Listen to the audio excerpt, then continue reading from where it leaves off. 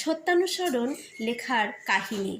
সত্যানুসরণ সম্বন্ধে কথা ওঠায় শ্রী শ্রী ঠাকুর বললেন, অতুল ভট্টাচার্য বলে বাজিতপুর স্টিমার স্টেশনে স্টেশন মাস্টার ছিল। সে আমাকে খুব ভালোবাসতো, প্রায় সময়ই আমার কাছে থাকতো, আমাকে খাওয়াতে ভালোবাসতো, আমার পাছ ছাড়তে চাইতো না। সে আমাকে বারবার অনুরোধ করতে লাগলো, আপনার জীবনের অভিজ্ঞতাগুলি আমাকে একটু লিখে দেন। বারবার বলার পর তখন একটা ছোট নোট বই রেখে দিলাম, তাতে লিখে রাখলাম।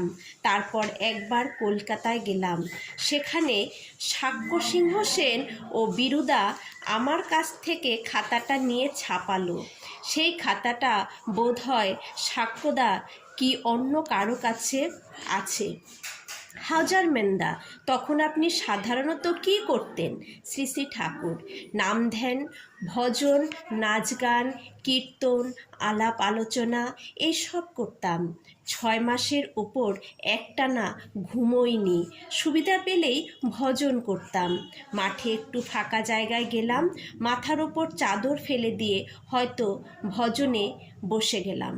আলোচনা প্রসঙ্গের 18 খণ্ড থেকে। জয়গুরু।